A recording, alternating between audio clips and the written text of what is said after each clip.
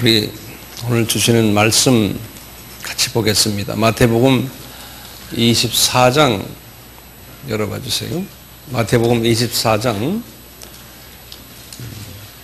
3절, 4절, 5절을 제가 먼저 읽겠습니다.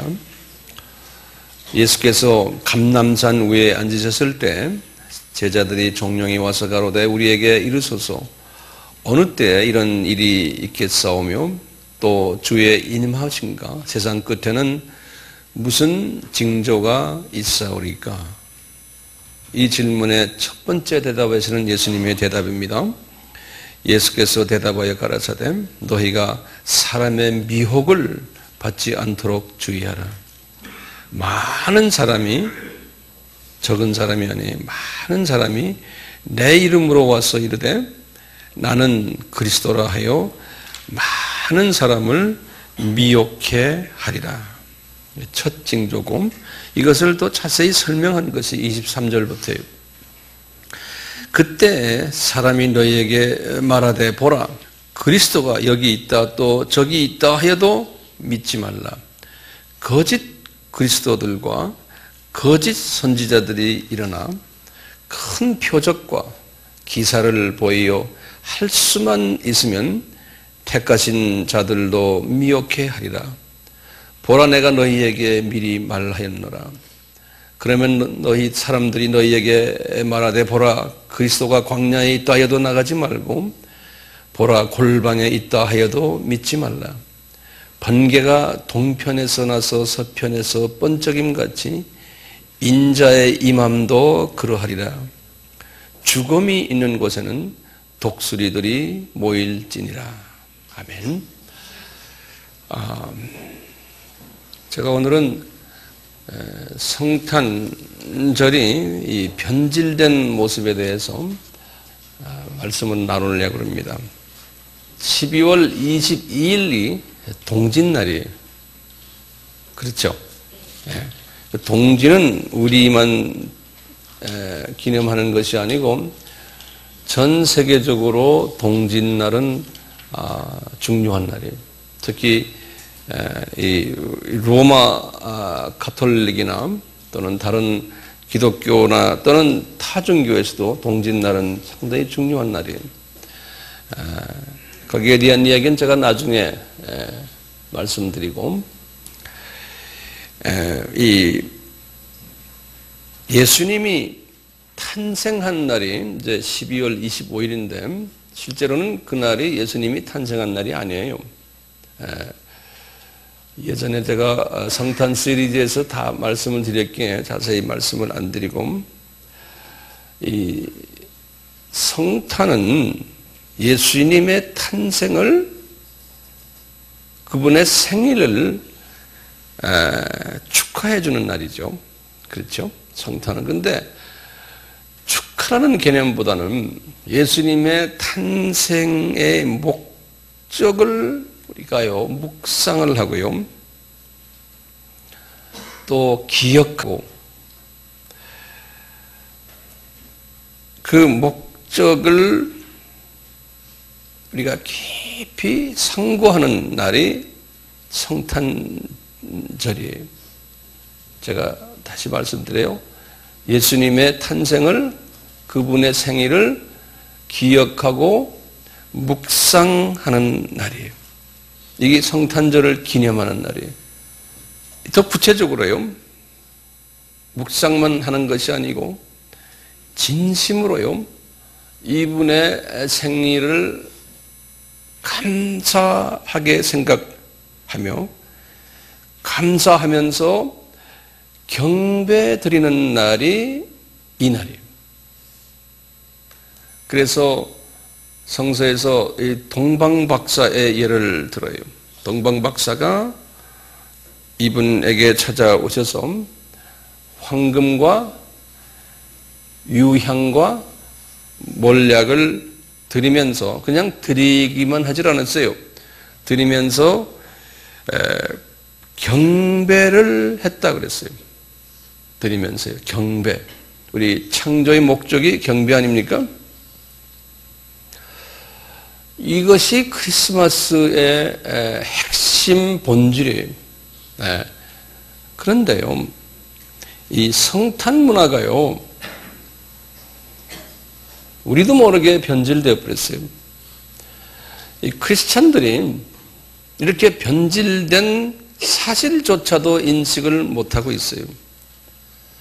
교회들도 마찬가지예요.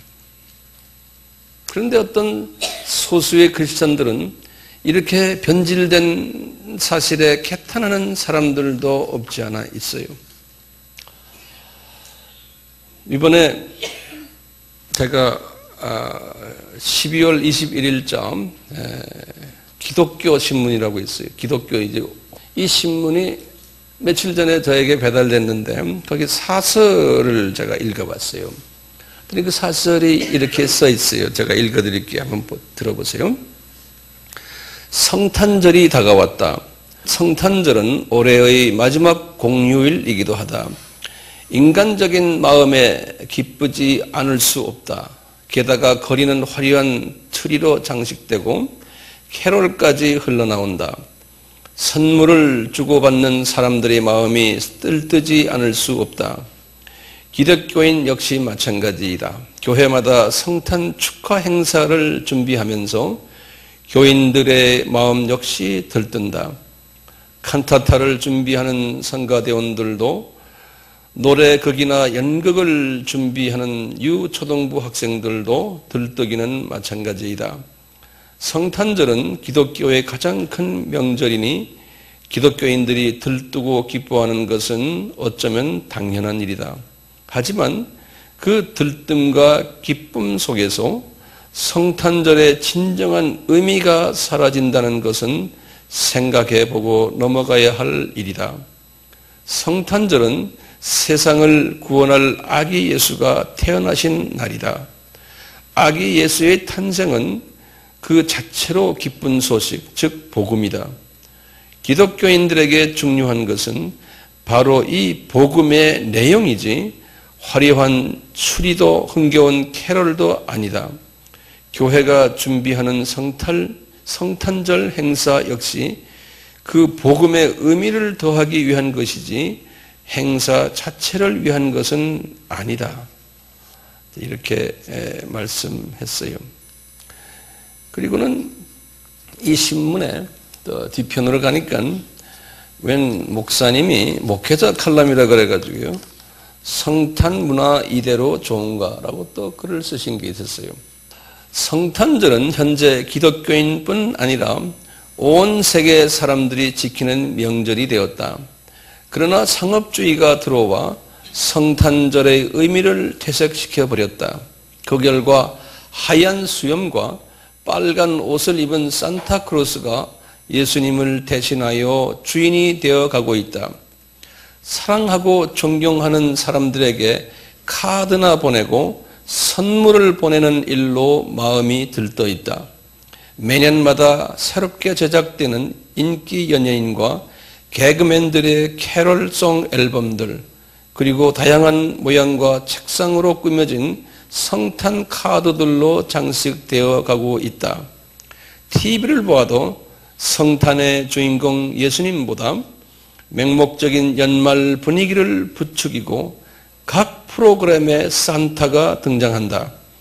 더 심각한 문제는 교회 안에서도 성탄 발표회 때마다 빠지지 않고 등장하는 것은 울면 안 돼와 산타가 주인공으로 등장하고 있는 것이 하나님을 진노케 만들고 있는 것이다.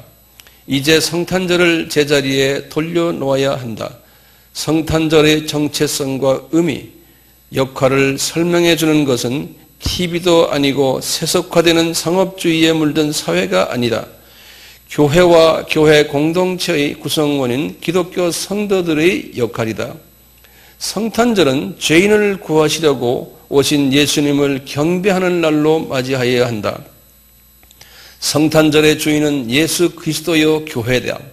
그러므로 교회는 성탄의 정체성을 바로 세우고 성탄 정신에 맞도록 개혁하는 데 있다. 산만한 반기독교적 산타 문화를 배격하고 이제는 새롭게 죄인을 구하려 오신 예수님의 탄생 의미를 싹트게 해야 한다. 성탄 이브의 발표회와 행사를 위한 행사로 그치는 것이 아니라 예수 그리스도의 탄생을 되새기며 세속사회 생활 속에서 생명과 복음의 영향력을 미치는 성도의 정체성을 드러내야 하는 절기로 삼아야 한다. 성탄절은 소망이 없는 세상에 오신 예수님의 구원의 소망을 회복하심에 감사하며 기뻐하며 이 사실을 세상에 선포하는 날로 삼아야 한다.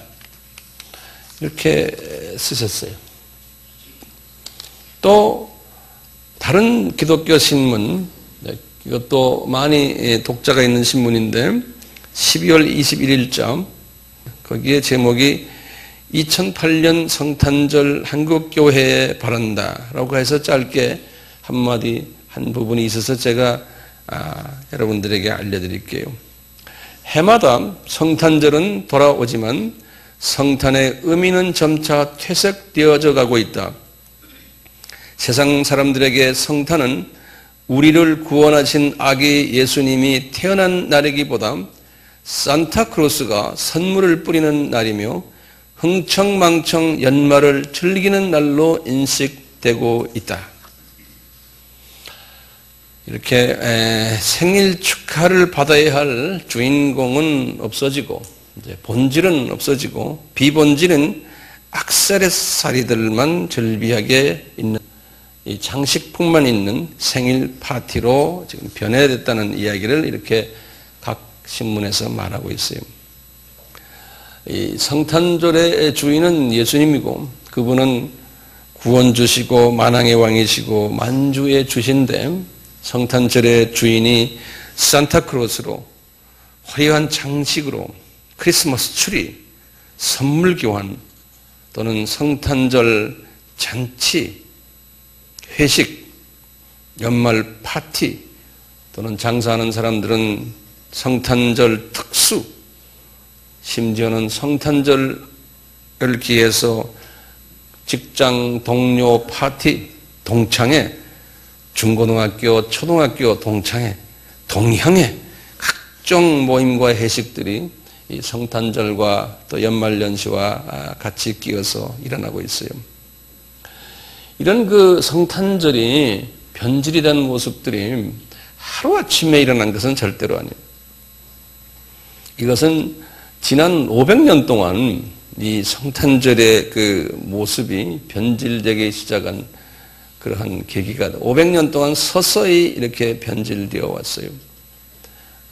어떤 부분에서도요, 본질이 비본질에 의해서 점령을 당할 때는 항상 하루아침에 되는 것이 아니고 서서히 점진적으로 아무도 모르게, 그러니까 별 반작용 없이 자연스럽게 변질시키는 거예요. 그 중에 지금 이 신문에서도 거론했듯이 두 가지 부분, 성탄 문화에 있어서 산타크로스하고 크리스마스 트리가 이 성탄 문화를 변질시키는 주범들이 되었어요.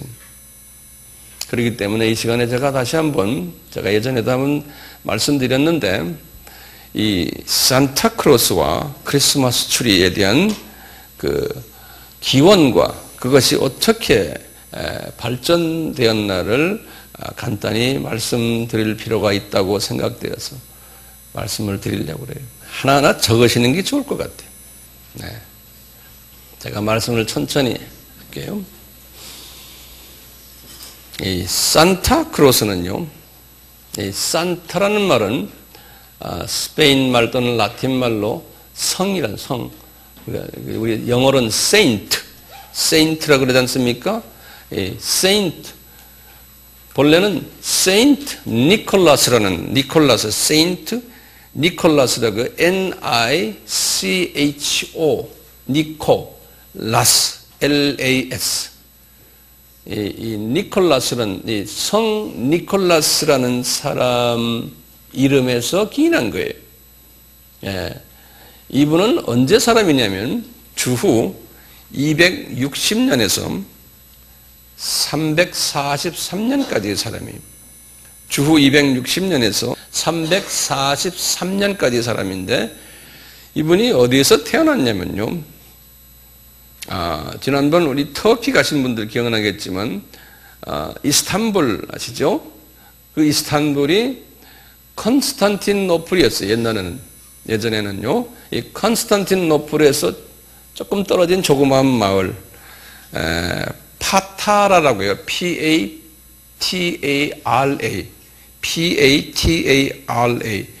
오늘날 파타라의 터키예요. 이제 그리스 문화 속에서의 그리스 사람의 영향을 받은 그러한 그쪽 계통의 사람인데 이분이 그 지역에 컨스탄티노플 그 교구의 교구장, 이 비숍 감독이었어요. 그 당시에. 그래서 예수님을 그 당시는 이미 로마 제국 당시였기 때문에 로마 제국의 기독교가 공인이 안 된 때거든요.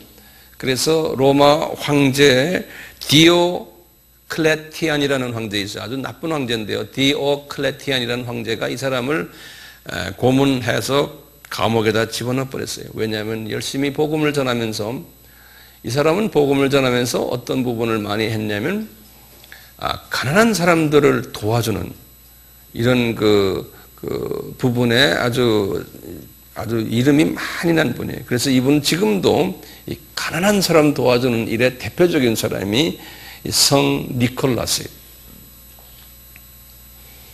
그러다가 이제 313년, 주후 313년 컨스탄틴 황제가 기독교를 공인하면서 이분을 석방시켜줬어요.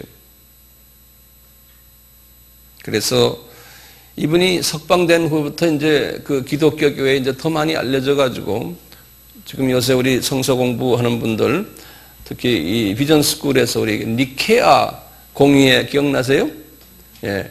니케아 공의회가 325년이거든요, 주후요. 313년이 기독교 공인되고 325년에 니케아도 똑같이 그 이스탄불 있는 바로 옆에 있는 조그마한 마을 한 70km 떨어진 마을이거든요. 이 니케아 공의회 때 이 사람이 다른 감독들과 같이 중요한 니케아 신조를 만드는 데 참여했던 사람이에요. 니케아 신조. 이렇게 유명한 사람이었는데 그 당시에 이 사람이 유명해지면서 이 불쌍한 사람들을 많이 도와준다는 그러한 그 명성 때문에 이 사람이 수호신으로, 수호성인으로, 신이 아니에요. 수호성인으로 유럽 전체에 퍼져버렸어요. 그러니까 이분 생각만 하고 이분에게 도움을 부탁하면은 수호가 된다. 우리 보호받는다라는 게 이렇게 발전이 돼가지고요. 그래서 당시 유럽에서는요, 이 로마 카톨릭에서 만든 이야기인데, 이 아이콘이라고 있어요. ICON. 그 한국말은 성상이라고 그러죠. 아이콘이라는 건 뭐 그림도 그려놓고 조각도 만들어 놓고 뭐 여러 가지 이런 것들을 아이콘이라고 그래요. 아이콘이라고 그러는데 가장 유럽에서 그 당시에 아주 이름 있고 능력 있고 인기 있는 아이콘이 세 개가 있었는데 그 중에 하나가 제일 첫째 아이콘이 예수님 아이콘이에요. 예수님 성상이에요. 그 다음에 두 번째가 마리아 성상이에요. 세 번째가 성 니콜라스 성상이에요. 지금도 성 니콜라스 성상을 이 가톨릭 분들은 유럽 가면 다 그분의 성상을 달고 다니거나 여기저기다 놓고 자동차에다도 올려놓고 이러고 있어요. 이분의. 네. 특히 이제 이분의 이 성상이 유명했던 데가 언제 뭐냐면 중세기라고 그래요. 중세기 때. 근데 중세라는 거는 뭐냐면 쉽게 말하면 5세기에서 15세기를 이제 16세기가 종교 개혁이 있을 텐데요. 5세기에서 15세기고 1000년을 중세기라 그래요. 중세기라 그래요.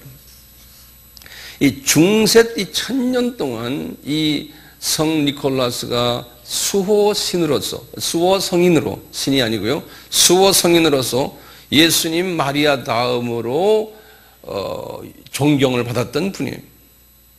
이분이. 네. 그러다가 이제 종교개혁이 일어났어요. 1517년에. 이제 16세기예요. 종교개혁이 일어나면서 이 개신교 사람들이 이분의 수호성인 사상을 배격해버렸어요. 그런데 그 중에 개신교 그룹 중에 하나가요, 그 화란 개혁교단이라고 있어요. 영어로는 Dutch Reform, 화란 개혁교단인데, 화란 사람들인데, 우리나라 장로교도 다 그쪽과 연계가 되어 있어요. 개혁교단이라고 그래요. 예. 이분들이 다시 이분을, 이 성 니콜라스를 존경하는 그러한 그 전설을 다시 시작을 했어요. 그분들이. 그래가지고요, 이분들이 그 중에 일부가요, 미국으로 이민 갔어요. 이 화란 개혁교단 분들이. 그래가지고 미국 가가지고요, 이 성 니콜라스에 대한 그 존경하는 습성을 교회 안에서 이제 하고 있었어요. 그러다가 1773년에 12월 달에, 이제 크리스마스 때예요. 1773년 12월에 미국의 뉴욕 타임즈에 의하면요, 이 화란 사람들이 이분의 죽은 날을 기념하는 행사들을 하기 시작을 했어요. 그래가지고 이분을 이제 산타라고 그러는, 산타라는 말은 좋은 말이에요. 그 세인트, 성이라는 소리예요. 성. 성인 할 때 성, 세인트. 이분을 성인으로 생각하군요. 이분을 생각하면서 기념하면서 벽난로에다가 스타킹도 달아놓고 장난감도 달아놓고, 그리고는 이분을 기념을 했어요. 이 화란 개혁교단 사람들이. 그러니까 화란 개혁교단이라는 건 소수교단이기 때문에 그렇게 미국 전체에 퍼지진 않았어요. 이제 그 기록에 보면요. 그러다가 1822년이 됐어요. 1822년에 미국의 그 성공회의 한 신부가 있는데요. 그 신부가 시인이에요, 시인. 이 사람 이름이 무어라는 사람이에요. 무어, M-O-O-R-E. 이 무어라는 신부가요, 시를 하나 썼어요. 이제 크리스마스와 관계되는 시를 썼는데, 이분이 이 성 니콜라스를 생각하면서 어떤 시를 썼냐면요, 성 니콜라스가 이제 수호신이니까, 이 성 니콜라스가요, 이 수레를 타고, 그 위에 그 영어로는 레인디어라고 그러죠. 한국말로는 말사슴이라고 그러죠. 8마리의 레인디어, 말사슴이 끄는, 우리 크리스마스 카드에 나오는 그림 있잖아요. 그런 말수레를 타고요, 8마리의 말사슴이 딱 끌고 공중으로 날아다니면서 있다가 집에 들어가는데 굴뚝을 통해서 들어가는 거예요. 이런 시를 썼어요, 이 사람이. 이분을 생각하면서. 그러니까 얼마나 시가 아름답겠어요. 멋있겠죠? 이런 시를 1822년에 썼는데, 그 시가 인기가 있어가지고 미국에 많이 돌아다녔어요. 이제 크리스마스 때가 되면은. 그러다가 한 60년이 지나갔어요. 1881년에. 한 정치 만화가예요. 정치 만화, 우리들 신문에도 정치 만화 쓰는 사람 있잖아요. 정치 만화가가, 그 사람 이름이 토마스 네스트라고 그래서 N-A-S-T, 토마스 네스트. 이 사람이 이 무어가 만들어놓은 이 시를 가지고서요, 이 사람이 그 신문에 그 정치 만화를 하나 만들었어요. 만화를 만들었는데, 그 만화가 아주 기가 막힌 만화를 만든 거예요. 뭐냐면, 이 성 니콜라스가요, 빨간 모자를 쓰고 빨간 옷 입고, 지금 산타크로스 얘기하는 거예요. 그리고는 환한 웃음을 짓고 하얀 수염에다가 선물 주머니를 뒤에다 메고서 지금 말 수레를 타고 8마리의 이 말들이 말 사슴들이 끌고 가는 지금의 그 모습을 이렇게 만화로 그렸어요. 네. 얼마나 아름다워요? 그리고는 그 뒤에 이제 캐롤을 집어넣어가지고 하다 보니까 미국에 퍼지기 시작한 거예요. 미국에 퍼지니까 그것이 다른 나라로 퍼지게 된 거 아니에요.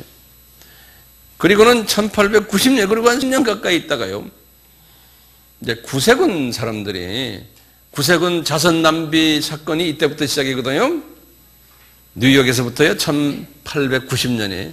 구세군 자선 낭비를 하는 분들이 이 산타크로스 옷을 입고 산타크로스의 모습을 하고는 종을 치면서 우리를 불쌍한 사람 도웁시다 한 것이. 그것이 이제 산타크로스가 전 세계로 퍼지고 교회에도 들어오게 된 동기가 된 거예요. 그 산타크로스는 복음과 전혀 관계없는 것인데 이렇게 변질돼 버린 거예요. 그 다음에 크리스마스 트리 이야기를 잠깐 좀 해봅시다. 크리스마스 트리는요, 이 상록수요. 이 상록수를 존경하고 상록수에 대한 믿음을 가진 것은 유럽의 그 역사 속에서는요, 예수님 탄생 훨씬 전부터, 기원 전부터예요. 이 바벨론 종교와 연계가 되어 있는 거예요. 이분들은 유럽의 그 바벨론 종교 사람들은요, 이 상록수를 성스럽게 생각했어요. 상록수를. 그래서 이 상록수가요, 이 상록수 다발을 집에다 앞에 대문이나 창문에 이렇게 달아 놓으면은 이 귀신이 쫓겨나가고 질병이 낫는다라고 하는 상록수 다발을 수호신으로 생각했어요. 상록수 다발을. 이분들이요, 이렇게 하다가요, 특히 애굽에 바벨론 종교에서 아시다시피 바벨론 종교는 누가 만든 거예요? 니무롯 기억나시죠? 네, 니무롯이에요. 니무롯의 부인이 누굽니까? 세미라미스죠. 그 다음에 그 아들이 담무즈죠. 그래서 누가 해신입니까? 아버지가 해신이에요. 니무롯이. 그 다음에 달신이 세미라미스고, 그 다음에 별신이 아들 담무즈예요. 이게 바벨론 종교인데요. 이 바벨론 종교에서요, 이 동지가 됐을 때, 동지가 지금 언제입니까? 12월 22일이에요. 동지가 되면 어떻게 돼요? 동지가 되면 해가 어떻게 돼요? 해가 짧아졌다가 이제 해가 길어지는, 서서히 그가 동지하네. 해가 길어지는. 그렇죠? 예. 그렇기 때문에 쭉 나가다가 이제 하지가 되면 어떻게 돼요? 거꾸로 어두워졌다가 동지다가 되면은 이제 해가 조금씩 길어지는 거예요. 그래서 그게 뭐냐면 해가 누굽니까? 니므롯이에요. 예? 예. 그래서 이게 옛날 사람들은 이런 히팅 시스템도 잘 안 돼 있고 하니까요, 이게 어두움이 오니까요, 이제 밝아지는 것을 시작을 해야 돼. 이 밝기가 시작이 된다 해서 이 동지를 통해서요. 그래서 이제 12월 22일 요때에 이 니무롯과 세미라미스와 또 특별히 그 아들 담무즈를 섬기는 거예요. 이분들이 빛을 가져왔다 그래서. 그래서 이 바벨론 종교는 12월 22일 거기서부터 25일까지 요 때를 굉장히 중요한 축복의 날로 생각해요. 그렇기 때문에 기독교를 받아주면서 예수님의 탄생의 정확한 날짜는 성서에서 안 나오니까 바벨론 종교에서 믿어왔던 담무주의 생일날이 12월 25일이에요. 담무주의 생일날이. 그래서 12월 25일을 예수님의 생일로 대체해버린 거예요. 이제 그런 날에 뭐 하냐면 이 상록수 다발을 항상 각 집집마다 다 이렇게 붙이고 다니고, 상록수가 이 생명을, 빛을 갖다 주는 하나의 상징적인 존재로 보기 때문에. 그래서 이 사건이, 이 상록수는 지금도 유럽 사람들이 그래 좋아하는데요. 이것이 쭉 유럽을 이렇게 쭉 퍼져나가다가 이제 16세기 종교 개혁이 일어난 후에요. 이제 종교 개혁을 일으켰던 분이 누구든가요? 마르틴 루터예요.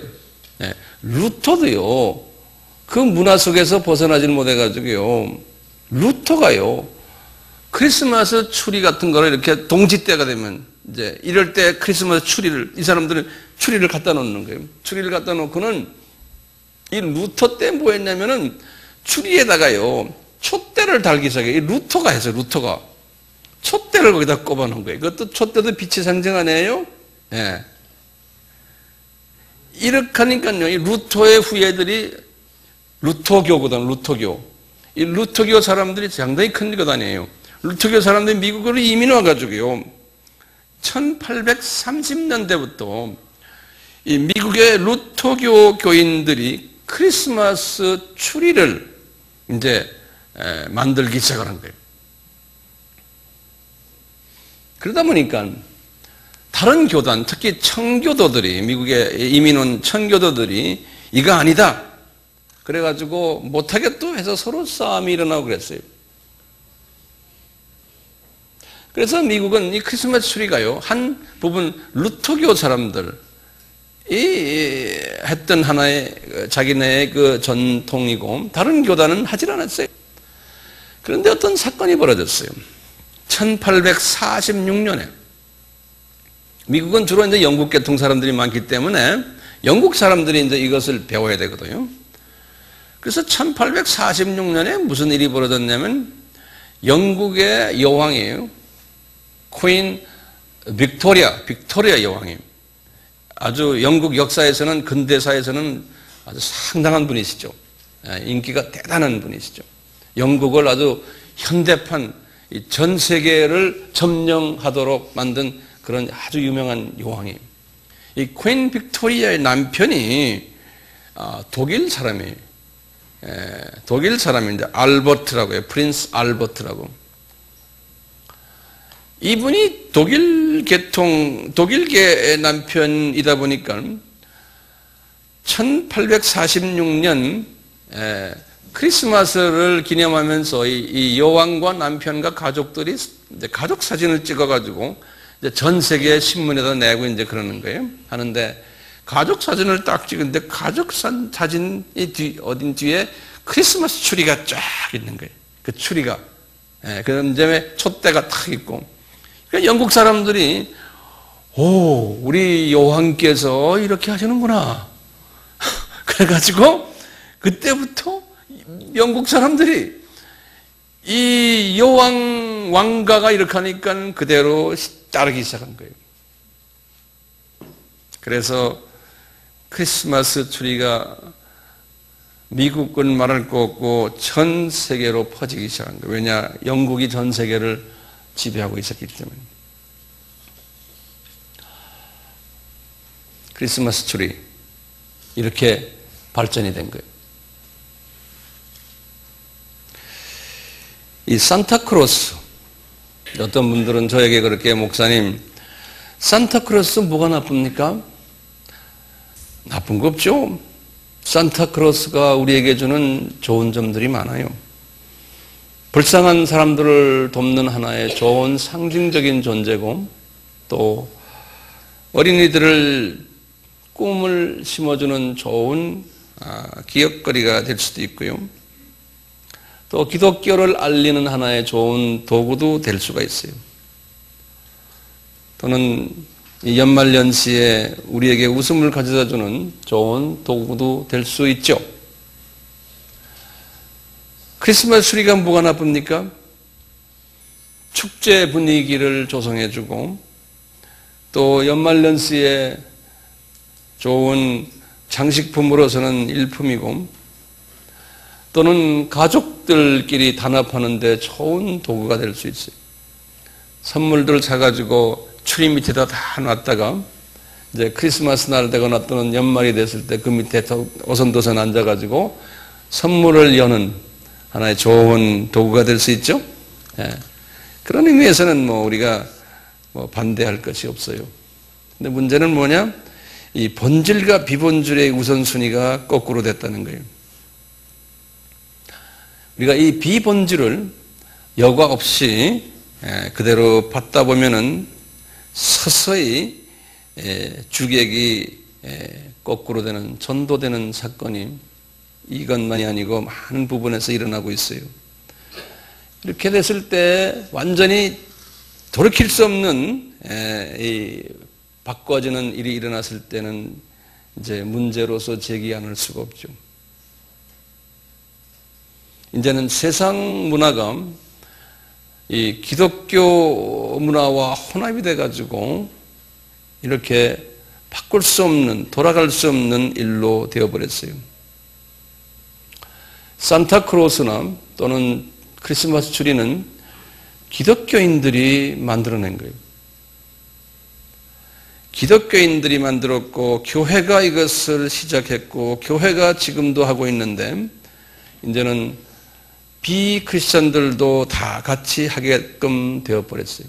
이제는 혼합된 성탄 문화로 변질되어 버렸어요. 예수님께서는 이런 부분에서 이런 말씀을 하셔요. 오늘 본문 말씀에도 이제 다 관계되는 말씀인데요.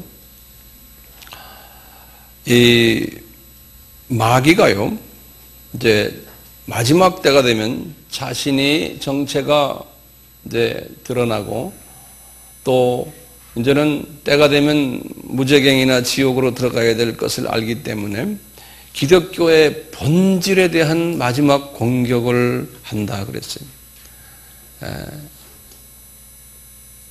기독교의 그 본질은 예수 그리스도예요. 예수 그리스도의 생일에 대한 본질도 예수 그리스도예요. 그런데 그것에 대한 공격이 이렇게 나타나는데 벌써 500년 전부터 이 준비를 마귀는 해왔던 거예요. 크리스찬들 속에 침투해가지고 예수님은 이것을 다 예언하셨어요. 다 예언하셨어요. 이 중세가 주 5년에서 주 5세기에서부터 15세기라 그랬잖아요. 네. 중세를 우리가 봉건사회라 그러거든요. 봉건사회라 그러는데 특히 13세기에서부터 15세기를 그 봉건사회에서의 마지막 이제 부분인데요. 그때를 무슨 시대라고 그러냐면 르네상스 시대라고 그래요. 아마 들어보셨겠지만 이 르네상스란 말은 뭐냐면은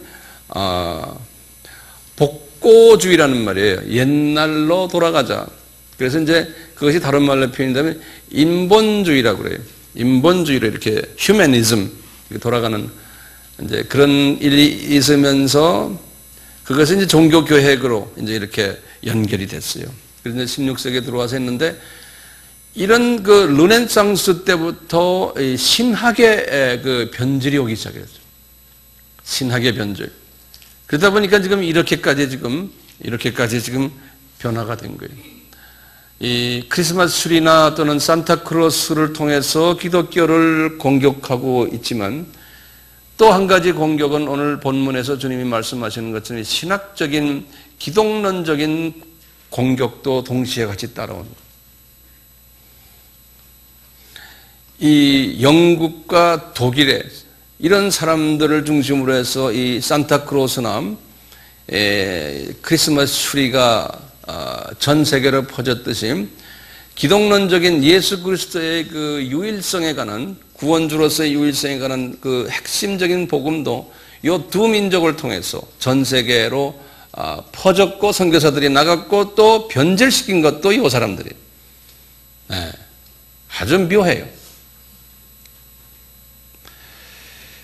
이제 19세기부터 지금부터 한 200년 전부터요, 이 예수님의 이 기독론적인 이런 부분을 공격하기 시작한 것이 독일 자유주의 신학자들이, 이분들이 예수님을 본질에, 구원에서는 이건 양보할 수 없는 본질적인 예수 그리스도를 비본질화 시켰어요. 이 독일 사람들, 신학자들이 200년. 그러다 주님께서 사탄이 그렇게 하도록 아마 허락하시지 않았나 이렇게 보고 있어요. 그래서 이 독일의 유명한 그 소위 자유주의 신학자들 아주 유명한 분들 많죠. 몇 사람 이름을 제가 대면 아도프 본 하르낙이라고요. 아주 유명한 분이에요. 하르낙 또는 아우버트 수바이처, 우리 수바이처 박사라고 많이들 듣죠? 이분도 크리스찬이 아니에요. 복음주의적인 크리스찬이 아니에요. 루돌프 볼트만이라는 사람, 에밀 브루너라는 사람, 언스트 카스만이라는 사람, 그 다음에 프레드릭 슈라인마커라는 사람, 20세기에 들어와서는 폴 틸리, 존 힉, 뭐 이런 사람들, 18세기에서는 임마니엘 칸트나 그 다음에 헤겔 같은 이런 모든 우리 입에 오르내리는 이 모든 독일 신학자들이 이렇게 만들어버렸어요. 그래가지고는 이런 영향을 쭉 받아오다가 이제 20세기에 들어와서 이분들의 파워가 엄청나게 커가지고요, 기독교의 메이저 중요 전통적인 교단들은 다 이분들의 가르침에 빠져버렸어요. 그러다가 1962년에서 65년에 저희 로마 카톨릭의 그 공회가 있었어요. 그래서 바티칸 2라 그래요. 바티칸 1 또는 바티칸 2, 바티칸 2. 이제 한 5년 동안 공회가 있었는데 62, 63, 64, 65, 4년 동안 공회가 있었는데 그때 이 로마 카톨릭에서 새로운 신학적인 그 개념들을 만들어내는 많은 부분을 만들어냈는데 그 중에 하나가 소위 종교다원주의라고 그러잖아요. 제가 많이 말하잖아요. 종교다원주의를 그분들이 제창을 했어요. 소위 포괄주의라고 그래요. 다른 말로 표현하면요, 타종교도 구원이 있을 수 있다예요. 착한 사람이면. 또 예수 그리스도의 그 성신이 이름만 달랐지 타종교에도 있다는 거예요. 그러니까 예수님이 타종교에도 계시다는 거예요. 하나님은 한 분이신데 가는 길만 서로 좀 다른 것뿐이다. 이런 개념을 그분들이 말하면서 그래서 이것을 포괄주의 사상이라고 그래요. 또는 예수님을 우주적 그리스도 이런 걸로서 하면서 그때부터 예수 그리스도가 힌두교에도 있고 이슬람교에도 있고 다 있다는 거예요. 그래서 예수님이 오늘 본문 말씀 속에서 그랬잖아요. 예수가 그리스도가 여기 있다 저기 있다 해도 너희들은 믿지 말아라. 이게 마지막 때에 있는 징조 중에 큰 징조 중에 하나라는 거예요. 그렇지만 대부분의 사람들은 이렇게 이런 이야기를 들으면은 다 좋아해요. 기독교가 너무나 배타적이다. 저 사람들 극단적인 사고방식을 가지고 있다. 모든 사람이 다 구원받도록 하나님이 만들어놨는데 왜 지네만 잘났다고 그러고 예수가 그렇게 편협한 예수가 아니다. 모든 사람을 다 구원해야 되지 않느냐. 타종교도 존중해야 되지 않느냐. 이 운동이요, 지금 현재 전 세계 기독교인 로마 카톨릭부터 시작을 해서 모든 기독교 전체 기독교 인구의 약 80% 이상이 이런 사상을 가지고 있어요. 그렇기 때문에 여기 황 목사처럼 이야기하는 사람은 소수고요.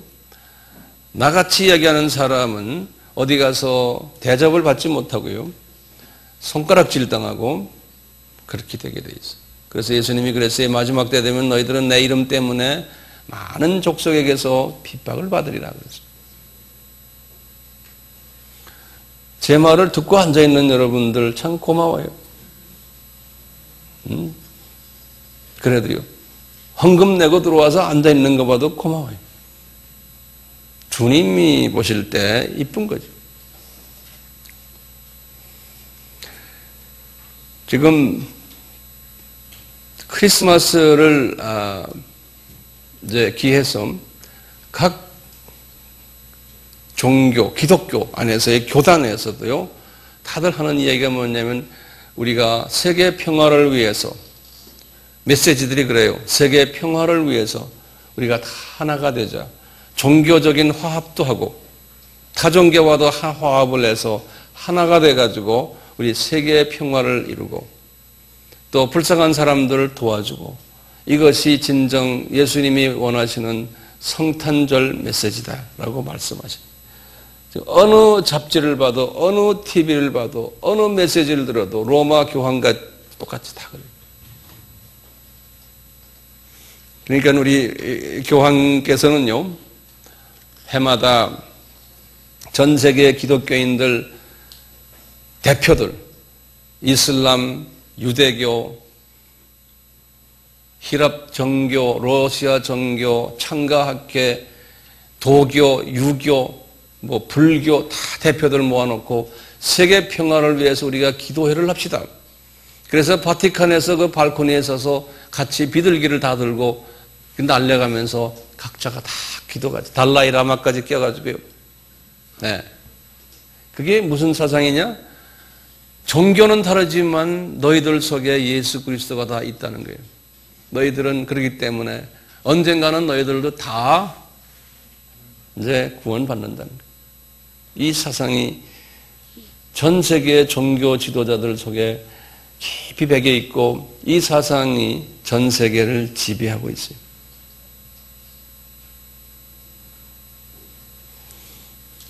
제가 지난주에 한 크리스천 신문을 읽으니까요. 거기에 종교 언론인 협회라고 있어요. 종교 언론인 협회.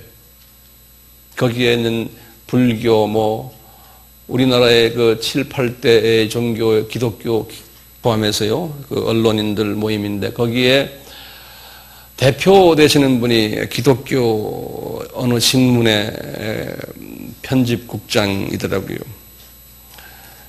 그분이 쓴 글을 제가 읽었어요. 제목이 뭐냐면요. 종교 언론의 화합이 진정한 시대 갈등을 해소한다. 기독교 신문의 편집국장입니다.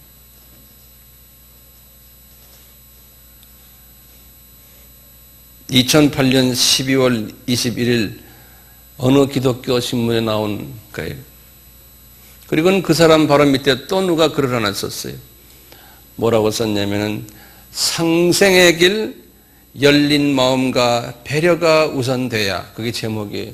그래서 누가 썼나 쭉 보니까 원불교 신문 편집국장이 그분이 기독교 신문에다가 그렇게 써놨죠.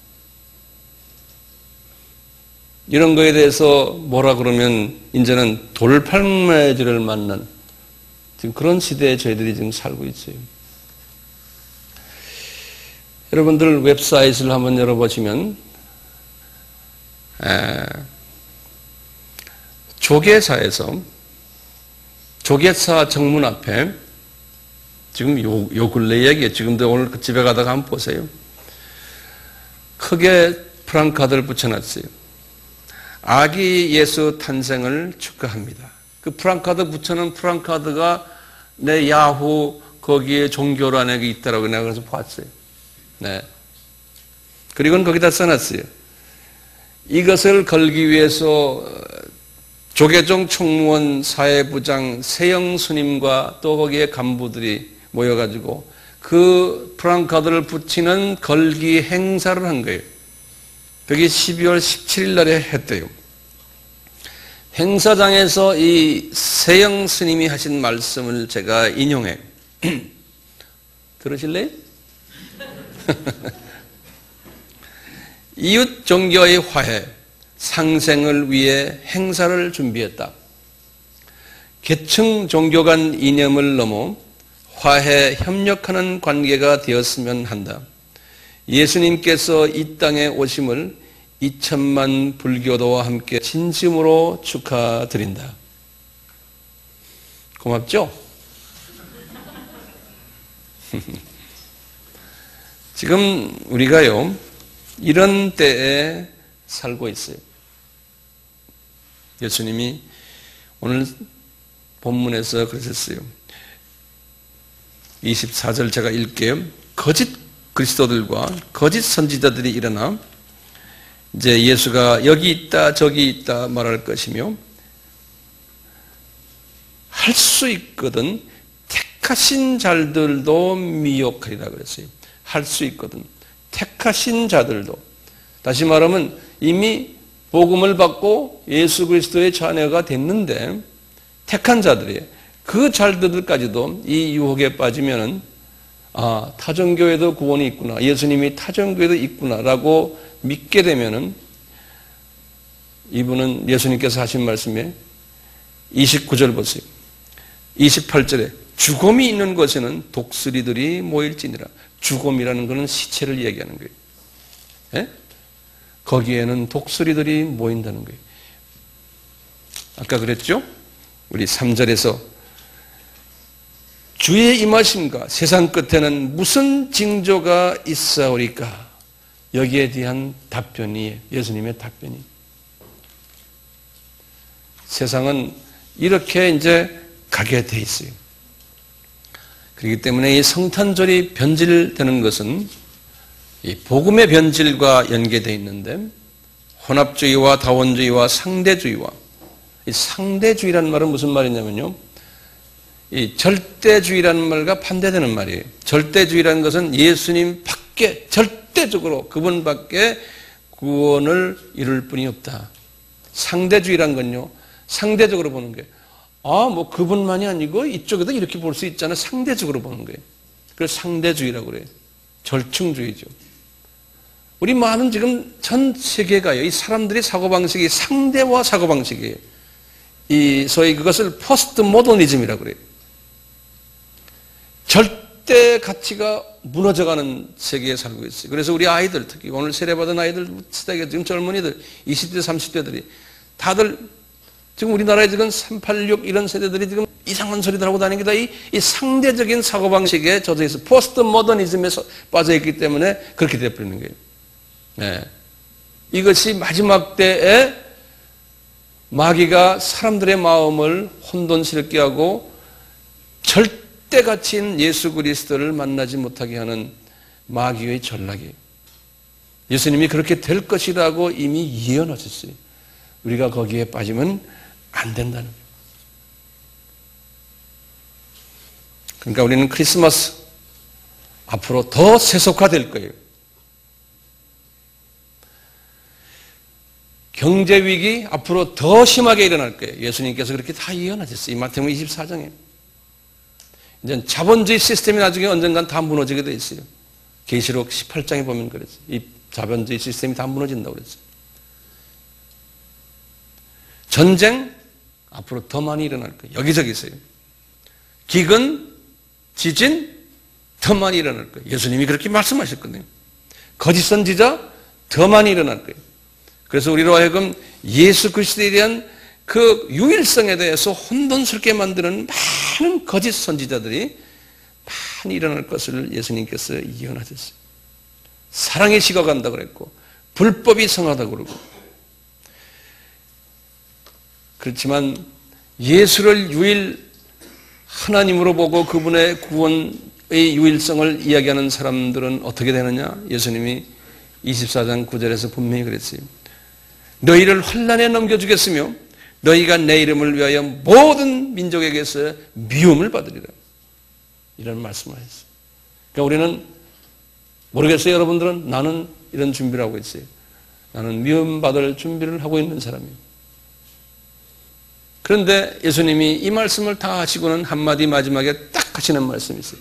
14절에 이런 게 이런 상황이 전 세계에서 일어날 텐데 그럴 때 너희들은 뭐 해야 되느냐? 너희들은 나가서 데모하고 이렇지 않다라고 떠들 필요도 없다는 거예요. 예수만 전하면서 핍박을 받는데 그런 과정 속에서 이 천국 복음이 모든 민족에게 증거되기 위해 온 세상에 전파되리니 이런 상황 속에서 그제서야 끝이 오리라 그런 거예요. 우리는 뭐 해야 돼요? 우리는 이방 미전도 적석 복음화를 하는 길밖에 없는 거예요. 세상이 어지러울 때, 경제가 어지러울 때 우리는 더 해야 되겠구나. 더 예수를 전해야 되겠구나. 예수님의 재림을 준비하면서 우리는 복음을 더 전하는 일밖에 없어요. 그렇기 때문에 우리의 모든 시간과 자원과 나의 돈과 나의 모든 탤런트와 이런 것을 여기에 초점을 맞출 때 제대로 우리는 가고 있다라고 보는 거예요. 같이 기도합시다. 주님한테 기도하세요. 예수님, 이 세상이 점점 더 세속화되고 어려워지고 이런데 나만이 아니고 우리 사랑하는 아이들, 내 자식들 이 물결에 빠지지 않도록 예수님 보호시켜 주시옵소서. 기도하세요.